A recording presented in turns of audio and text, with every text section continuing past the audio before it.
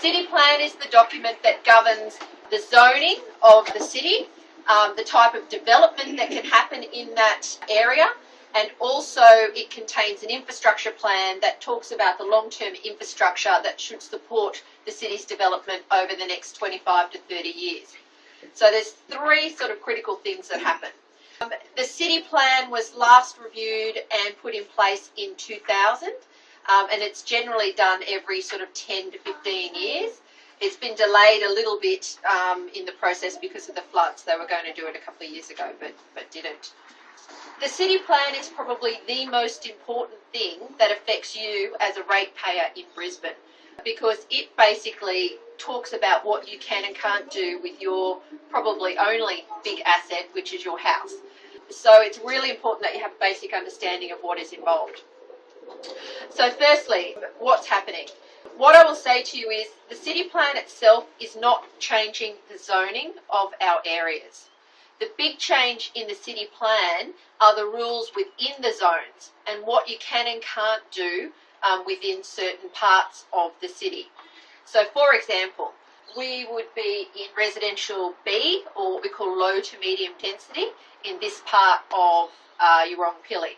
That's not changing in the city plan. I will talk about what will happen in the future, but it's not changing in the city plan.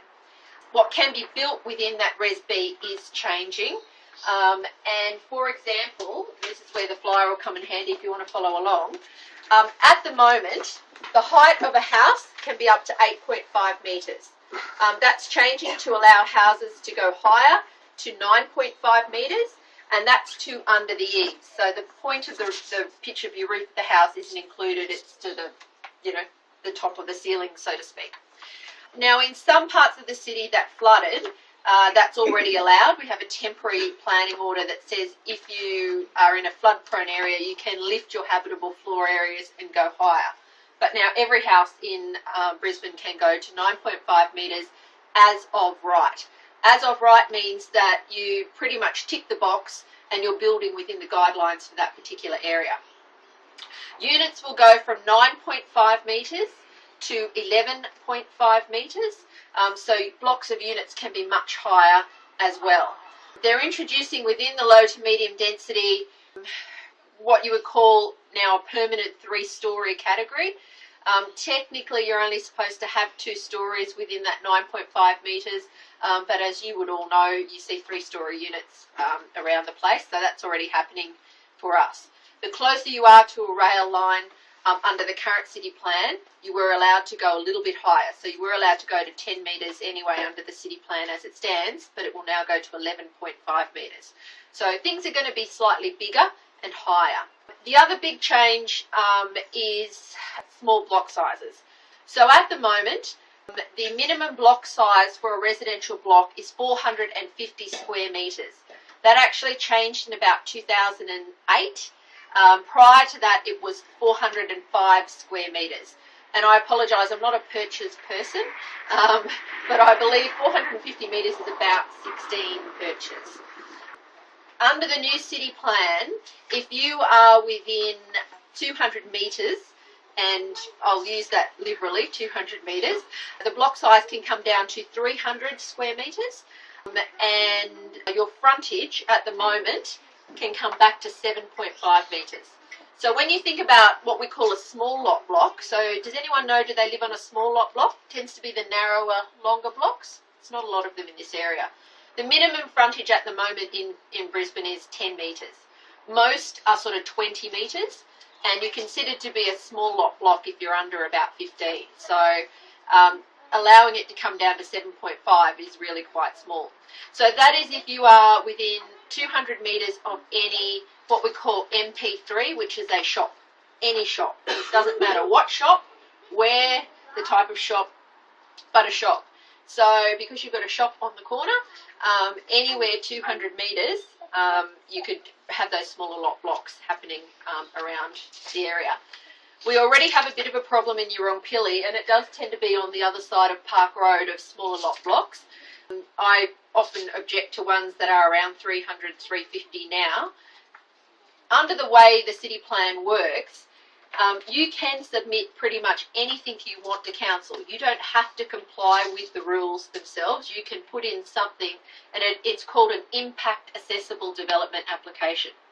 So you don't tick all the boxes, but you say to council, look, here's my plan. I think my plan will fit with the area, even though it doesn't tick all the boxes that are required for building a house or building a block of units. Council considers those applications in the same way it would one that would tick all the boxes. And in fact, council exercises its discretion, these are council officers that do it, exercise their discretion under what they call performance criteria, and they allow things that don't meet the criteria, the acceptable criteria all the time, which is why you see things that are bigger than they should be, block sizes smaller than they should be. So there's a lot of discretion under the existing city plan, and that will continue under the new city plan. The reason that's problematic is because they're generally going to allow things to be bigger as of right, and then in addition to the as of right, they will allow some variation based on their discretion. So for example, over on the other side of the ward, over in Sherwood, Graceville, we went through a local planning process there a few years ago, and council forced 5 stories into parts of Sherwood and Graceville. So that's what we call medium density. That's the next level up from low to medium density. The upper limit is supposed to be 5 stories. We now have developers who are asking for 6. They do not. They don't meet the rules. Developers. That one on the corner down here, the big one on that corner, that's non-compliant. It was GFA of about 80, I think. Gross floor area of about 80%. It's supposed to be 60 if you're near a rail station. So they push the boundaries all the time. So we as a community have to be vigilant, and that's what I do. I write lots of objections to things and circulate them out to residents. The other things that are changing, they're changing those accessible criteria. So if you build a house, you meet all the rules. It's not higher than 8.5 metres. The footprint of the building meets all the side setbacks. So for example, you have to set from a side boundary into your house should be set back 1.5 metres. From your back fence to the back of your house, it should be 6 metres, and so on. So if you meet all those rules, your development is what council calls code accessible. If it's code accessible, basically you as an interested party can jump up and down, but your views aren't taken into account by council because you're allowed to build that in that area. The next level up is called code notifiable. Code notifiable is probably one of the most important criteria because it basically protects character houses. So if somebody wants to demolish a character house or partially demolish a character house, you as a resident do have the right to put in an objection. Council has to take it into account, but you don't have appeal rights in the court. But you still have the right to have your say and to be able to object to something that might result in the loss of amenity for our suburbs. The third one is what we call impact accessible. That is where you're building something that doesn't fit the rules for that area or doesn't meet the rules for that area. You have, as interested residents or me, the councillor, whoever, you have a right to object. And if you don't like the decision that is made by council, you have the right to go to court and to appeal that decision by council. Now, I do know some residents who felt strongly and have done that. It's obviously a complex process if you decide to go down, that path. One of the very bad things in the city, in the new city plan, is that assessment level of code notifiable is being abolished. Now, that is because it's being abolished across the state. The state government has just deleted it under the law as a protection, and now either any development will be code accessible, so it ticks all the boxes, or will be impact accessible. Now, what's happening is the demolition of character houses is going to become code accessible. Woohoo. So you won't, as a resident, have the right to know or object if someone is planning to demolish a house. That is a really big change because at the moment, the signs go up and, you can object, and it's often quite a strong issue for people. They want to see the character houses protected. So it's a really unfortunate change. It needs to swap. Because the state's abolished the actual criteria, we can't introduce it ourselves. Brisbane City Council, like all other councils, works within the state government planning law on this, but it should be in the impact accessible category, so you still have the right to be informed, object, and if you want, go to court and try and fight to save it. So that's another big change.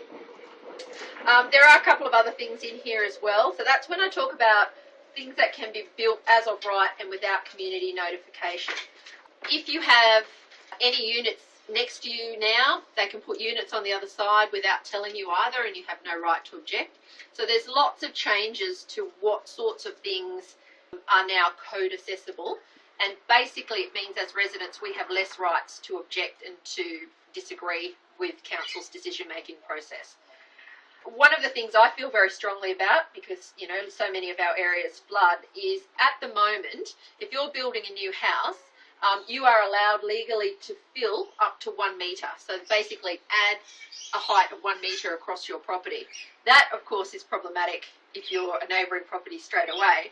But council is proposing to increase that level of fill to 1.2 metres in residential areas.